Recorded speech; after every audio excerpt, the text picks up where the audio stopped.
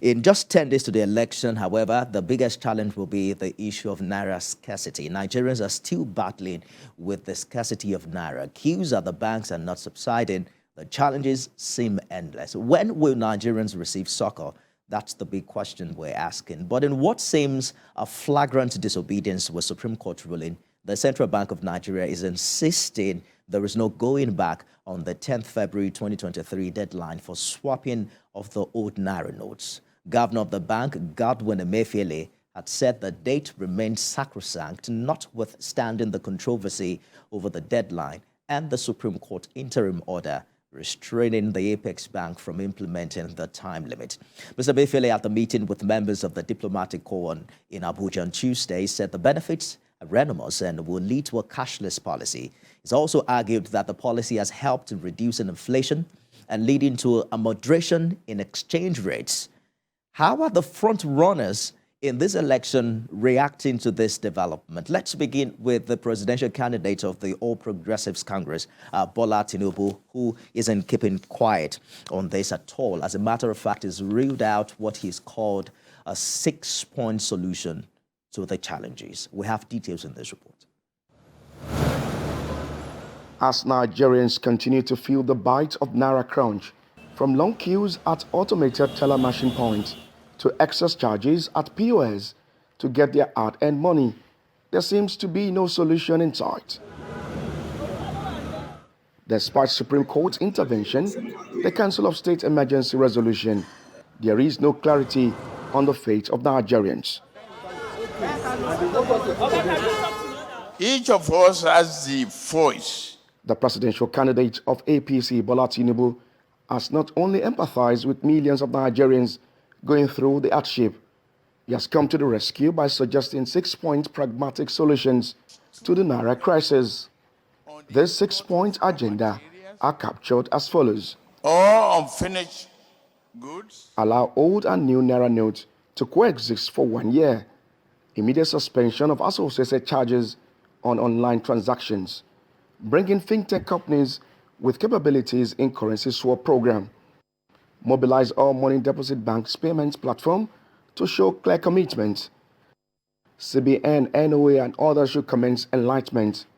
The CBN and other relevant MDAs form Interagency Action Committee for immediate oversight over cash supply gaps. Experts have lauded these suggestions, explaining that they represent international best practices, and in no time, the pain will ease out. Emmanuel Ajayi, TVC News, Lagos. Well, the PDP presidential candidate's position is quite different. Atiku Abubakar has advised the CBN not to further extend the deadline for the exchange of the old Naira notes after the expiration of the Apex Bank's 10th of February deadline. In a statement released earlier in the month, he warned that another extension after the grace period would destroy the purpose and objective of the currency redesign. What's Peter Obi of the Labour Party saying about this? He is urging Nigerians to be patient with the CBN over the redesigned currency, saying it has some significant long-term economic and social benefits. Mr. Obi made the appeal in a tweet. I'm quoting him now. I urge Nigerians to bear with the CBN and the federal government with the hope that the general populace in Nigeria will harvest the gains that will come with the reforms, end quote. And for the presidential candidate of the new Nigeria People's Party, Rabiu Musa Kwankwaso, is promising to reverse the deadline for the implementation of the new Naira notes policy of the CBN if he's elected, quite similar to what the APC presidential candidate is talking about. Mr. Kwankwaso, a former governor of Kano State, said it would allow Nigerians with the old 200, 500, and 1,000 Naira banknotes to deposit them in the banks. And that's the position of the front runners. But exactly what are lawyers talking about, and particularly as to what appears a flagrant disregard for the ruling of the Supreme Court of Nigeria. Senior Advocate of Nigeria, Femi Falana, has slammed the Central Bank of Nigeria on the failure to comply with the Supreme Court order on Naira scarcity.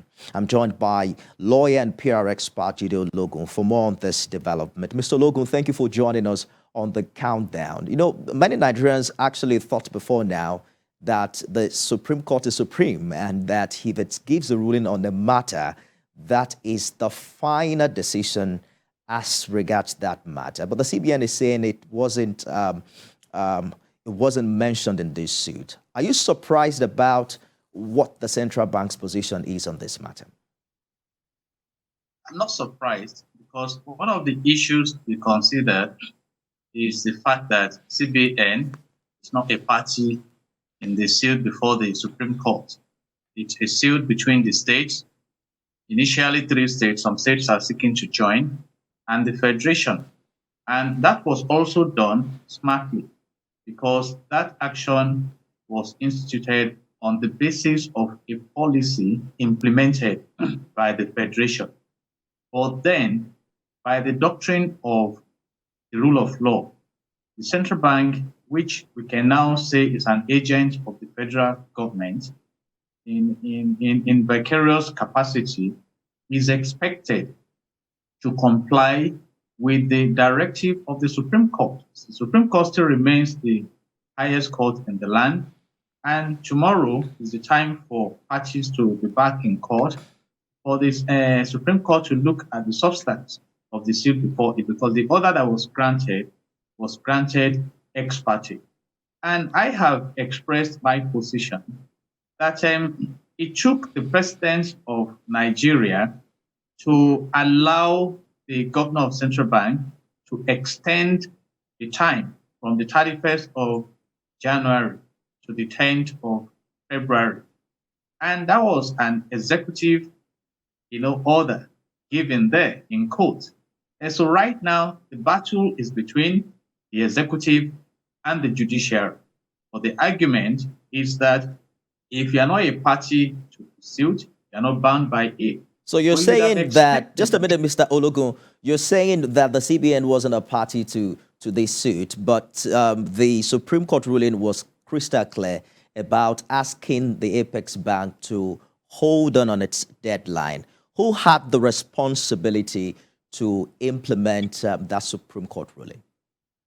The president has the responsibility to give instruction to central bank that you may not be a party to this suit, but because of the consequences and the hardship on the people, do this. Or there appears to be quietness on that area. And don't also forget that the Council of State met. They are in support of the Naira redesigning, and they have advised that more money should be pumped into circulation. And that is where the issue is now.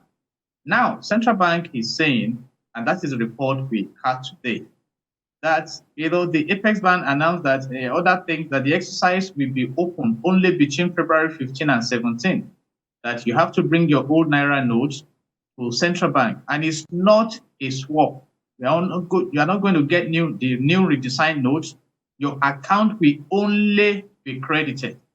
And I doubt if that was the intention of the Supreme Court while giving that order. So you find the central bank now exercising her autonomy and independence, but subject to the declaration by the president. You talked about the position of the Council of State. The Council of State did not only support the Naira redesign policy of the CBN. It was also clear to ask that more of the new Naira notes should be printed. And if that is not possible, the CBN should revert its policy on making the old notes not legal tender. But what's the implication of this parallel decision? Because this is a flagrant disobedience of the Apex Court of Nigeria. Are there penalties, and who is supposed to pay for this?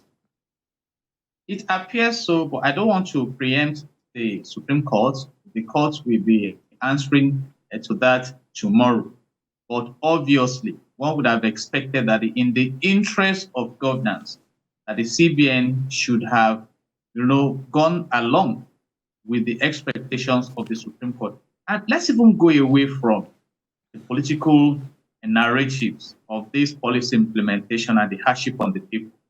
Mr. Bismarck Rewane, renowned economist who headed the technical committee that advised the government on the implementation of the new minimum wage has projected that Nigeria will suffer a total, GDP loss of $18 million and total man-hour loss of 120 hours, per month, talking about 5 days per month, due to the disruption in the economic activities.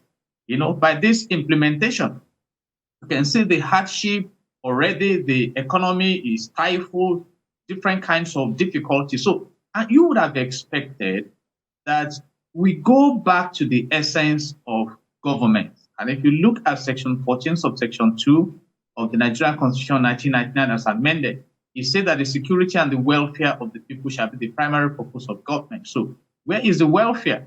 And when you are formulating policy, this should be the crux of your agenda. And when you are implementing, you need to evaluate the ecosystem of whatever you are implementing. Here we are now, as laudable as this intention of cashless economy may appear, the implementation has brought a serious disruption to the economic operations in the country at a huge cost. And that is why those who are of the perception that there may be more of political interest in the implementation of this policy may be justified. People spoke about the timing, people spoke about, and a lot of things could have been left, done maybe by the incoming regime. For example, we are even discussing this monetary lockdown.